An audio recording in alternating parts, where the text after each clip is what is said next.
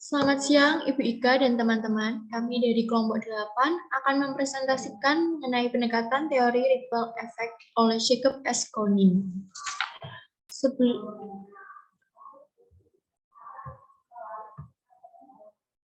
Sebelumnya, saya akan memperkenalkan anggota kelompok 8. Yang pertama, ada Iin Stiani dengan NIM 20 11 34001. Lalu ada Gebi Kristia Arisandi dengan NIM 20 11 34056. Lalu Andreas Linggar Mahendra 20 11 34073. Lalu ada Maria Elisa Jelly 20 11 34105 dan saya sendiri Francisca Risaulandari dengan NIM 20 11 34128. Selanjutnya latar belakang akan dijelaskan oleh teman saya Jelly. Silakan. Baik, masalah pendidikan di Indonesia itu yang sering muncul itu adalah terkait pembelajaran. Anak itu kurang terdorong untuk mengembangkan kemampuan berpikirnya. Seringkali terjadi bahwa belajar di sekolah, anak itu diajarkan untuk menghafal, sehingga anak dipaksa untuk menampung semua informasi yang didapatnya dan menghubungkannya dengan kehidupan sehari-hari. Maka ketika anak sudah lulus dari sekolah, mereka hanya pintar teori, namun miskin aplikasi. Teori manajemen Jacob Konin adalah suatu teori yang sangat berpengaruh bagi para pendidik. Beliau adalah seorang pakar psikologi pendidikan dari Wayne University. Dalam teori tersebut, kelas tempat guru mengajar dianggap sebagai suatu kelompok sosial kecil, di mana suatu interaksi yang terjadi di dalam kelas sangat berpengaruh terhadap semua anggota kelompok. Guru harus menunjukkan karakter sebagai pemimpin yang baik agar kelas dapat berjalan mencapai tujuannya. Selanjutnya.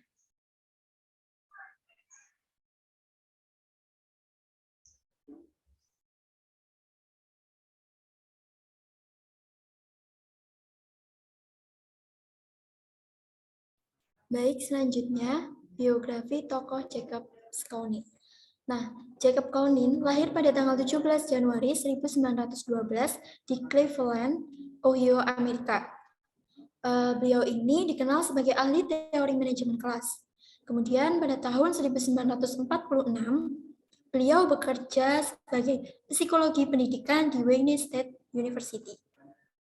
Beliau ini dikenal karena studinya tentang manajemen kelas yang berlangsung pada tahun 1970-an.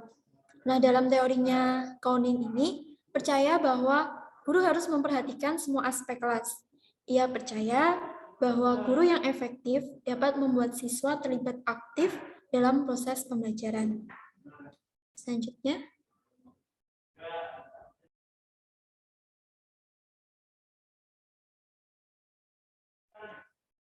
Kemudian kesimpulan dalam penelitiannya.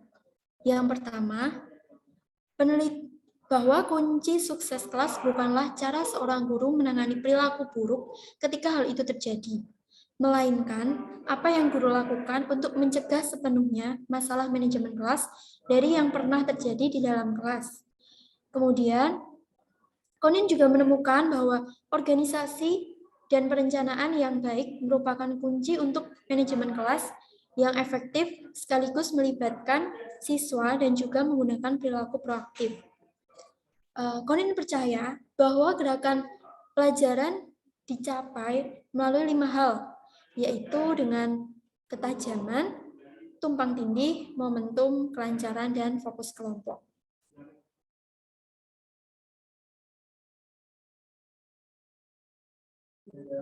Selanjutnya yaitu mengenai teori pendekatan ripple effect. Jadi, Jacob Konin ini merupakan salah satu tokoh manajemen kelas yang berpendapat mengenai strategi manajemen kelas dan kontrol kedisiplinan. Nah, dalam mengelola kelas dan kontrol kedisiplinan ini, guru harus menggunakan cara pengajaran yang disesuaikan dengan karakteristik siswa. Dalam hal ini, karakteristik siswa SD.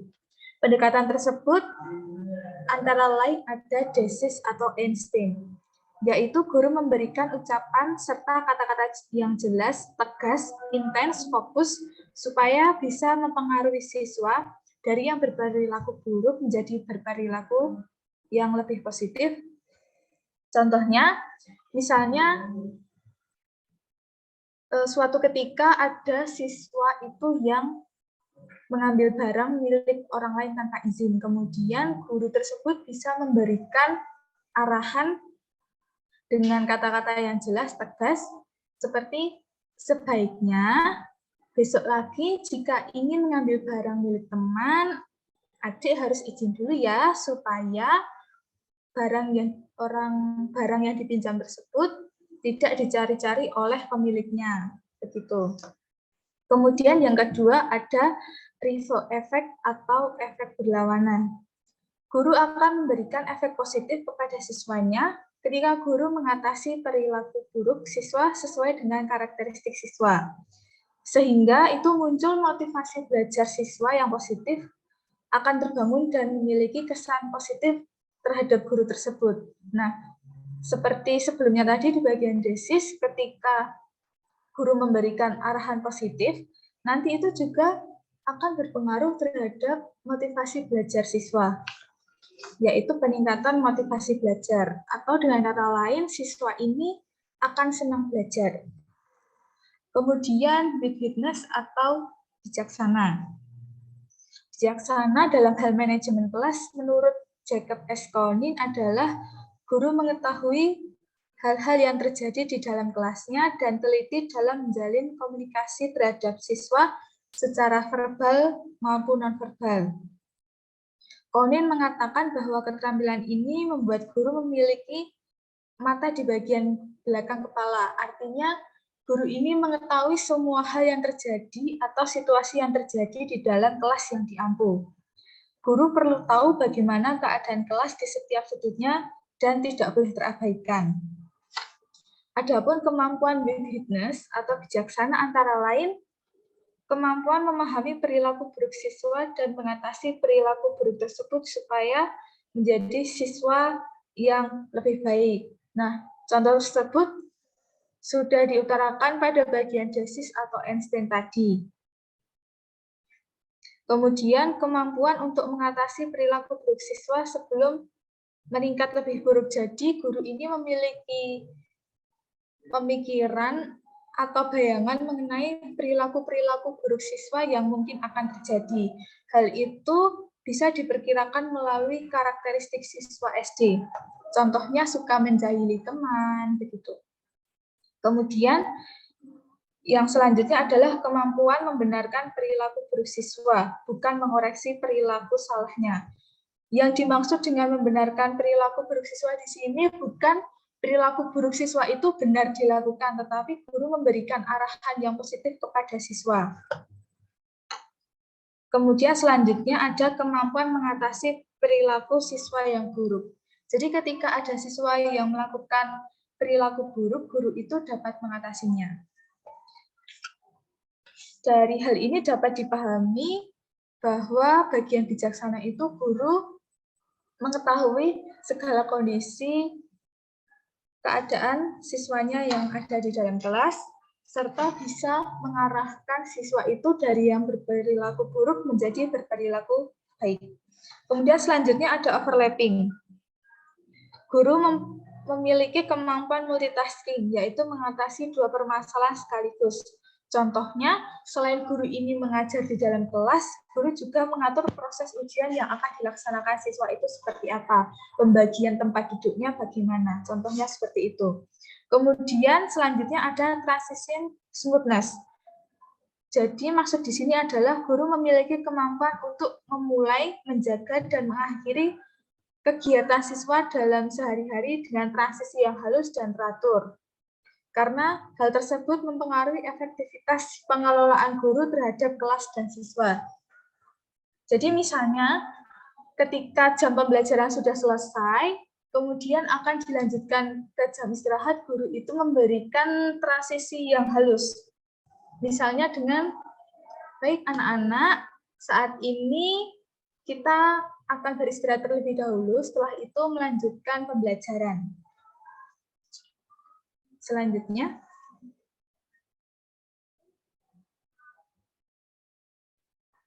Lalu ada implementasi teori ripple effect dalam pembelajaran SD. Nah, dalam teori Jacob-Konin ini tentang manajemen kelas secara efektif dan terhindar dari gangguan selama proses pembelajaran, yakni yang pertama saat pembelajaran guru memberikan tuturan yang baik. Nah, dalam memberikan tuturan yang baik ini seperti mengucapkan selamat pagi kepada peserta didik, lalu dengan nada yang jelas dan tegas saat pembelajaran dimulai. Lalu yang kedua adalah guru dapat mencegah masalah dalam pengelolaan kelas. Nah, contohnya guru itu membuat peraturan kelas dan prosedur kelas seperti prosedur masuk kelas.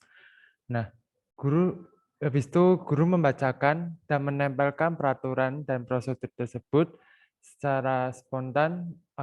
Para peserta didik akan menaati peraturan dan prosedurnya. Lalu ketika peserta didik yang lemah lesu dan kurang motivasi belajarnya, bisa diberikan kata-kata yang positif sehingga peserta didik dapat semangat untuk belajar. Lalu yang ketiga adalah guru memiliki kepekaan terhadap peserta didik. Nah, ketika sekolah tersebut memiliki permasalahan yang sehingga satu sekolah pada heboh, guru diwajibkan untuk memiliki kewibawaan untuk menangkap suatu kejadian oleh perilaku peserta didik tersebut. Seperti guru memberikan pengarahan ke arah yang positif. Lalu,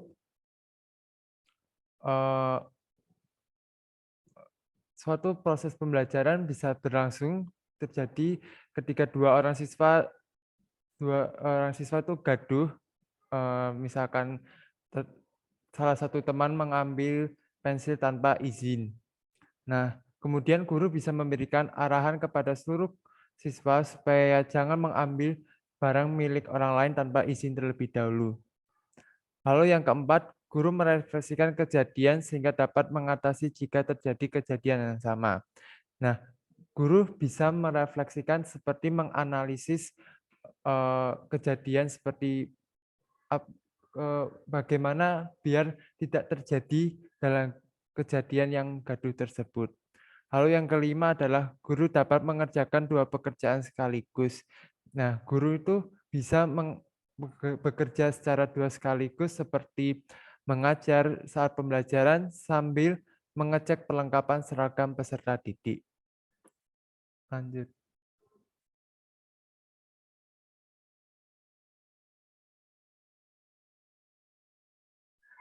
Baik, tadi teman-teman sudah mempresentasikan materi dari teori Jacob-Konin.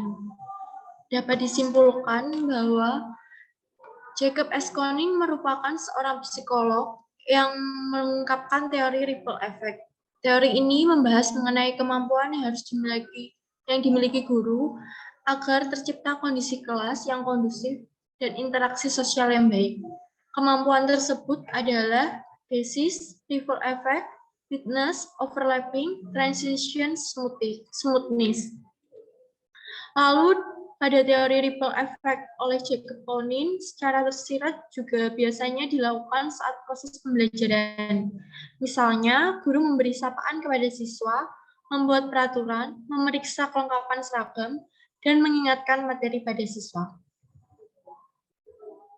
Jadi selanjutnya kami akan menjawab pertanyaan dari kelompok lain.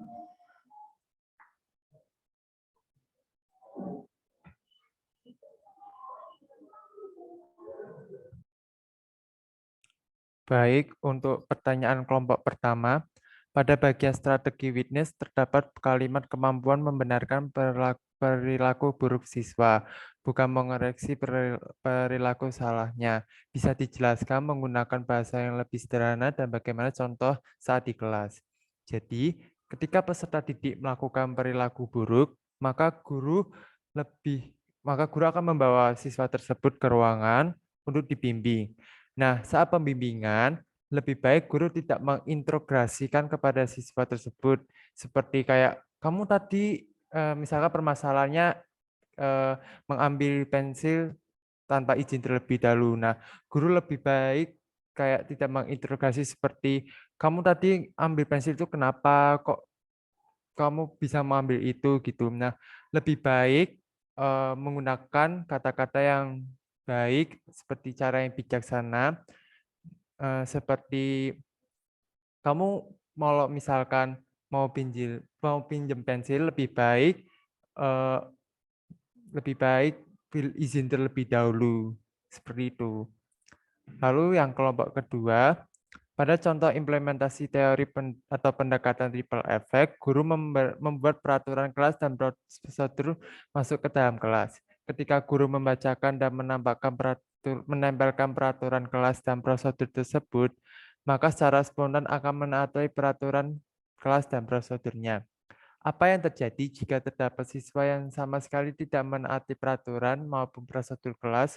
Juga bagaimana cara mengatasi masalah siswa yang menurut pendapat kelompok kalian? Baik, jika terdapat peserta didik yang tidak sama sekali menaati peraturan dan prosedur kelas, maka peserta didik diberikan punishment seperti membersihkan kelas atau menambah tugas di waktu kelas. Dengan cara tersebut, peserta didik akan memahami jera jika dia melanggar peraturan dan prosedur kelas yang sudah disepakati. Agar peserta didik tidak mengulangi untuk melanggar peraturan dan prosedur, maka guru dapat selalu mengingatkan apa saja yang dilakukan dan tidak boleh yang dilakukan oleh peserta didik, serta membimbing peserta didik dalam langkah-langkah untuk melakukan sesuatu sesuai dengan prosedur yang ada.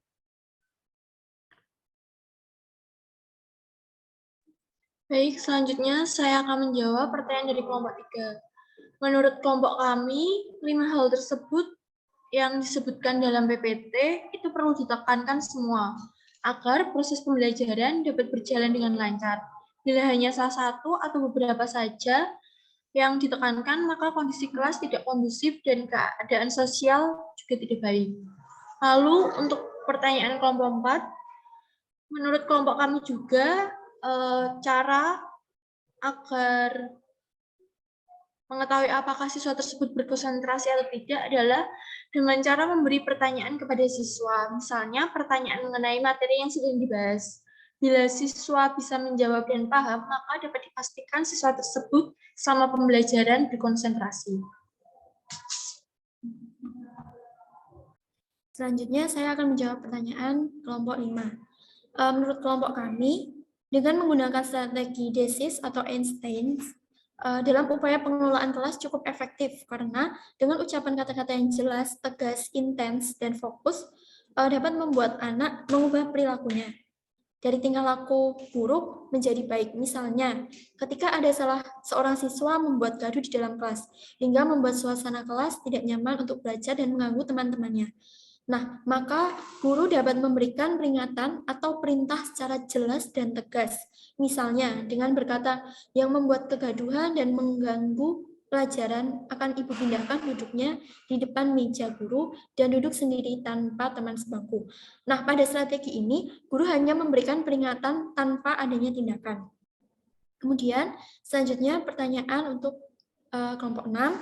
Saya akan menjawab kelebihannya. Yang pertama, menerapkan pentingnya disiplin ini karena hal yang paling ditekankan dalam teori ini itu adalah pentingnya kedisiplinan.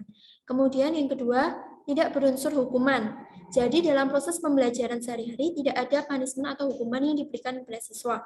Ini dapat terlihat seperti tadi yang saya jelaskan, guru hanya memberikan seperti ancaman tapi tidak untuk tindakannya. Kemudian yang ketiga, berfokus pada siswa. Nah, jadi semua proses pembelajaran berfokus atau berorientasi pada siswa. Kemudian yang keempat, membantu siswa dalam memperbaiki perilakunya. Yang kelima, membantu guru untuk fokus dalam masalah sebelum mengambil tindakan. Kemudian kelemahannya yang pertama, terbatas karena digunakan di ruang kelas saja. Untuk cara mengatasinya, itu dengan mengoptimalkan pembelajaran di dalam kelas untuk mencapai keberhasilan yang diupayakan. Misalnya, tadi dari segi kedisiplinan. Nah, guru dapat melatih siswa untuk berlaku disiplin di dalam kelas. Kemudian, kelemahan yang kedua, bagi guru yang belum berpengalaman, akan terasa sulit karena harus mengkondisikan kelas dan mengetahui permasalahan setiap sudut kelas. Nah, di sini guru perlu memiliki banyak pengalaman dan melatih dalam menyelesaikan masalah kelas.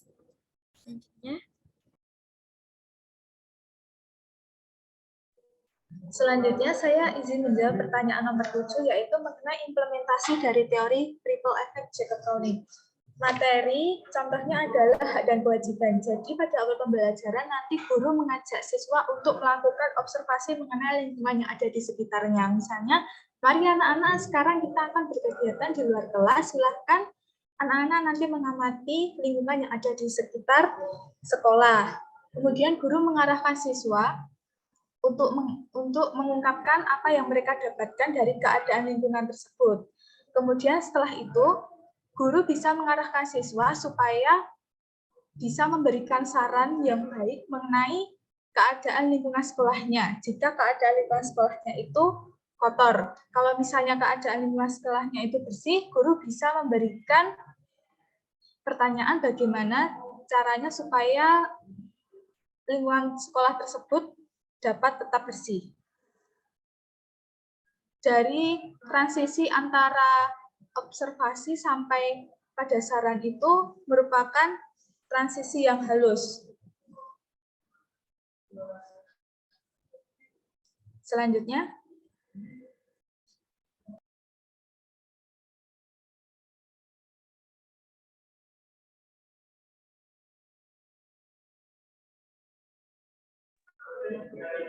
Baik, daftar pustaka yang kami pakai adalah dari SUNU 2021, Kepemimpinan Efektif dalam Pengelolaan Kelas dengan Pembelajaran Daring, Jurnal Pendidikan Kewarganegaraan Undiksa, halaman 234 hingga 296.